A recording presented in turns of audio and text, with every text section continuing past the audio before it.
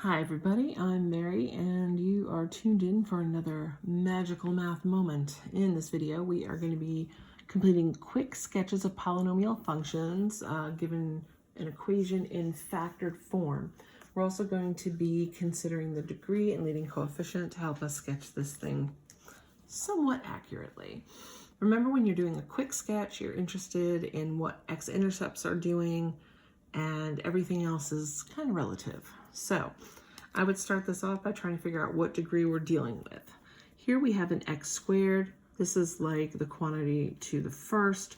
2 and 1 is 3, so we have a third degree function. All right, we've got a negative out front, so the leading coefficient is negative. So if I think about what that kind of general shape is going to be, it's going to start high and it's going to come down and end low, kind of like that. So that is horrible looking, but you get the idea. All right, let's see if we can use these x-intercepts to help us. If I have a factor of x minus 3, that means the opposite value 3 is going to be my x-intercept. So I'm going to go over to 1, 2, 3, make a dot. Similarly over here, if this is x plus 1, that means my 0 is at negative 1.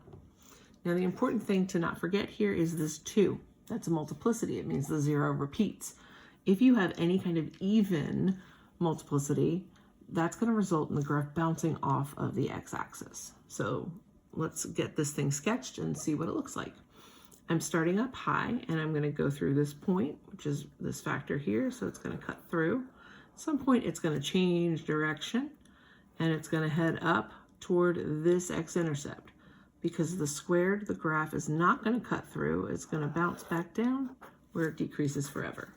Now I have no idea what's going on in the middle of the graph. This is a quick sketch and that is adequate for this one. Okay, let's see what's going on over here. All right, first thing we're going to find is the degree. Here's a 1, a 2, and a 1. So this is a 4th degree function. This is going to be some kind of U-shaped graph. The leading coefficient is positive, so it's going to be doing something like that. Those are ugly arrows, but you get the idea. Our first 0 is at negative 5. 1, 2, 3, 4, 5. The next one is at positive 1. And look, there's a 2. That means it's going to bounce here. My other intercept is at negative 3, so that's over here. This graph is starting high. It's cutting through this point here, and then it's going to go back up this way. At some point it's going to change direction and head over to this guy, but don't forget there's the squared, so this is going to bounce up like so. Just a reminder, not really sure what's going on in the middle. We just want general shape and we want to make sure that the intercepts are good. Okay, what about something like this?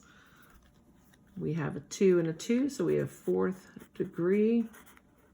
So this is another U shape, but now the leading coefficient is negative. So it's going to be an upside down type of U. Let's get our axes so we can see this graph. We're going to go out to 3. 1, 2, 3.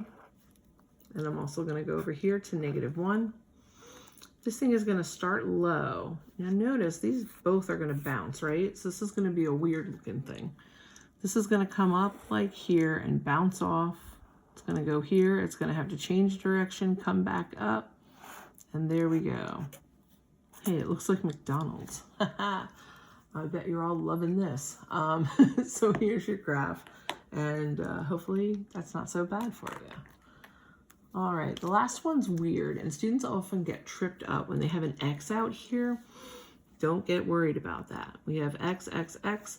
So this is a 3rd degree function. The leading coefficient is positive. So this is going to start low and go up like so. All right. When you have just an x sitting around in front, remember, normally you would set these things to 0 to get your x-intercepts. We don't normally show that step because it's kind of easy just to do the opposite. If I have just a random x here, I just set it to 0. So all that means when you have an x out front is that you have an x-intercept at 0. This x-intercept is going to be at 2. This one is at negative 4. It starts low, goes high. Nothing bounces this time. So we're cutting through. Ooh, we're going to pretend that that cuts through. Then we're going to come change direction, go through here, and then we're going to change direction again and go through up here. All right, again, this probably goes a lot higher, but this is a quick sketch just to get a general idea of what the curve looks like.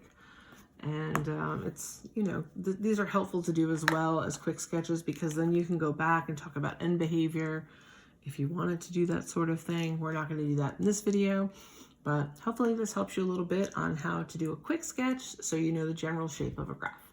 Thanks for tuning in. Feel free to like, subscribe, and share if you enjoyed this video and it helped you. And I hope to see you back here for another magical math moment.